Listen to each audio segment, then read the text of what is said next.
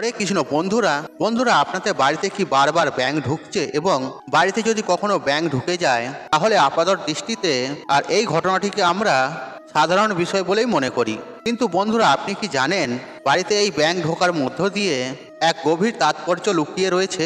এমন আমাদের মনে হতে পারে যে ঝড় জলের রাতে আর বাড়িতে ব্যাঙ আসা একটি স্বাভাবিক বিষয়, কিন্তু বন্ধুরা প্রাচীন পুরাণ নিমিত্ত শাস্ত্র মতে ব্যাঙের এই অপ্রত্যাশিত এই ভ্রমণ আমাদের জীবনে বয়ে আনতে পারে বড় কোনো পরিবর্তন। এটি যেমন একদিকে হতে পারে কোনো শুভ সূচনা, যেমন ধরুন অপ্রত্যাশিত আর্থিক লাভ, নতুন সুযোগের আগমন, অথবা এই বিষয়টিও বড় কোনো আগত বিপদের পূর্ব আভাস হতে পারে। তাই বন্ধুরা বাড়িতে ব্যাঙ দেখলে অবশ্যই সচেতন থাকুন। আর এটি একটি সাধারণ ঘটনা বলে কখনোই এড়িয়ে যাবেন না। হয়তো রান্নাঘরের কোণে, বারান্দায় এবং পুজোর ঘরে, কিংবা একেবারে আপনার বসার ঘরে নিচের মেঝেতে আর এই ব্যাঙের উপস্থিতি লক্ষণ করা যেতে পারে। আপাতত নিরীহ এই ছোট্ট প্রাণীটি কী করে আমাদের জীবনের গতিপথের ইঙ্গিত দিতে পারে তা আজ এই ভিডিওর মাধ্যমে আপনাদের সাথে আলোচনা করব। এই ভিডিওর মাধ্যমে এক নতুন দৃষ্টিভঙ্গির আপনি বিষয়টি দেখতে সক্ষম হবেন। বন্ধুরা আশা করছি এই ভিডিওটি আপনাকে ভালো লাগবে। তাহলে ভিডিওতে একটি লাইক করে কমেন্টে জয় শ্রীকৃষ্ণ রাধে রাধে লিখে কমেন্ট অবশ্যই করবেন, এবং ভিডিওটি যতটা পারবেন বন্ধু বান্ধব আত্মীয় জনদের সাথে শেয়ার অবশ্যই করবেন। আর তাদের সাথে যদি এই ঘটনাগুলি ঘটে থাকে তাহলে তারাও এই ঘটনা থেকে সাবধান হয়ে যাবেন এবং আপনাকে ধন্যবাদ জানাবেন। তাই বন্ধুরা ভিডিওটি শেষ পর্যন্ত মনোযোগ সহকারে দেখুন। বন্ধুরা কখনো কি ভেবে দেখেছেন বর্ষাকাল বা ভিজে স্যাঁতস্যাঁতে আবহাওয়াতে ব্যাঙের আনাগোনা বাড়ে?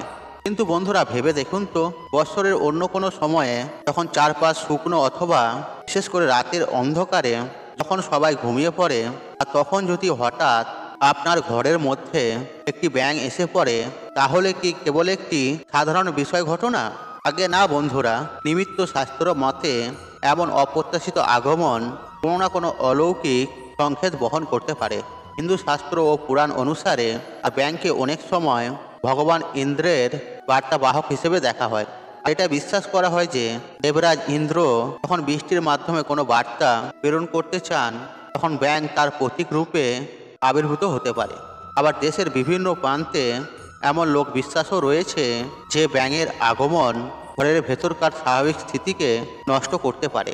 আর এর অর্থ হতে পারে পরিবারের কোনো সদস্যের রোগ, অসুখ, ভয়ঙ্কর ধরনের আর্থিক ক্ষেত্রে অপ্রত্যাশিত ক্ষতি, অথবা কোনো শত্রুর গোপনভাবে ইঙ্গিত বহন করেন। আর বিশেষ করে যদি কোনো ব্যাঙ বারবার আপনার ঘরের একই নির্দিষ্ট স্থানে বারবার ফিরে আসে, অথবা যদি সেটি আরও বিছানার আশেপাশে কিংবা পুজোর ঘরের কাছাকাছি ঘোরাঘুরি করতে দেখা যায়, তাহলে এটিকে একটি সাধারণ ঘটনা হিসেবে উপেক্ষা করা একেবারেই উচিত নয়। এটি অবশ্যই একটি সতর্ক বার্তা। অনেক অভিজ্ঞ পণ্ডিত এবং গৃহস্থেরা এই বিষয়ে অনেক কিছু পর্যবেক্ষণ করে তুলেছে। তাদের মতে যদি কোনো ব্যাঙ বারবার আপনার ঘরে প্রবেশ করে এবং কিছুক্ষণ সেখানে স্থিরভাবে বসে থাকে, তাহলে এটি ইঙ্গিত দিতে পারে যে আপনার ঘরে কোনো নেতিবাচক শক্তি বা আরও অশুভ দৃষ্টি পড়েছে, বা কেউ কালাজাদু করেছে। আবার এমনও বলা হয় যে এটি সেই পরিবারের কোনো সদস্যদের জন্য একটি আগাম সতর্কতা, যে যার জীবন খুবই শীঘ্রই কঠিন চ্যালেঞ্জ আসতে চলেছে। আর বিশেষ করে এই বিষয়গুলি ঘটতে পারে তার জীবনে, যেমন ধরুন হঠাৎ করে বড় ধরনের আর্থিক ক্ষতি, এমনকি কাজের ক্ষেত্রে বা ব্যবসার ক্ষেত্রে অনিশ্চয়তা বা বেকারত্বের সম্মুখীন হওয়া, অথবা আবার পরিবারের সদস্যদের মধ্যে তীব্র ঝগড়া, অশান্তি, কলহ, বিবাদ সৃষ্টি হওয়া, অথবা ভয়ঙ্কর অসুস্থতার কারণও হতে পারে। তবে বন্ধুরা মনে রাখবেন, এই ব্যাঙের এই আগমন সবসময় কিন্তু অশুভ ইঙ্গিত বহন করে না। কিছু কিছু বিশেষ ক্ষেত্রেও এটি শুভ ফলও বয়ে আনতে পারে। যেমন ধরুন যদি কোনো ব্যাঙ পুজোর ঘরে আপনার প্রবেশ করে, এমন কোনো নির্দিষ্ট কোণে এই ব্যাঙটি যদি স্থিরভাবে বসে থাকে, তাহলে অনেকে বিশ্বাস করেন যে দেবতারাই শীঘ্রই আপনার গৃহে আশীর্বাদ বহন করতে চলেছেন। অন্যদিকে যদি কোনো গর্ভবতী মহিলার ঘরে ব্যাঙ আসে এবং আওয়াজ করে, তাহলে এটিকে সন্তানের উজ্জ্বল ভবিষ্যতের জন্য একটি ইতিবাচক ইঙ্গিত হিসেবে গণ্য করা হয়। যদি কোনো ব্যাঙের অপ্রত্যাশিত উপস্থিতি আপনার মনে কোনো প্রকার অস্বস্তি বা ভয়ঙ্কর ভয় সৃষ্টি করে, তাহলে কিছু সহজ প্রতিকার আপনাকে অবলম্বন করা উচিত, যা আপনাকে সম্ভাব্য বিপদ থেকে রক্ষা করতে পারে। প্রথমত বন্ধুরা, ঘরে ব্যাঙ দেখলে কখনোই আপনি ভয় পাবেন না এবং সেটিকে আঘাত করবেন না কখনোই, অথবা একটি ঝাড়ু বা নরম কাপড়ের সাহায্যে হালকাভাবে ধরে সেটিকে বাইরে মুক্ত পরিবেশে ছেড়ে দিন। এরপর যে স্থানে ব্যাঙটি ছিল আর সেই জায়গাটি ভালোভাবে পরিষ্কার করুন এবং গঙ্গা জল ছিটিয়ে দিন। বিশেষ করে ঘরের প্রতিটি কোণে গঙ্গা জল ছিটিয়ে দেওয়া উচিত।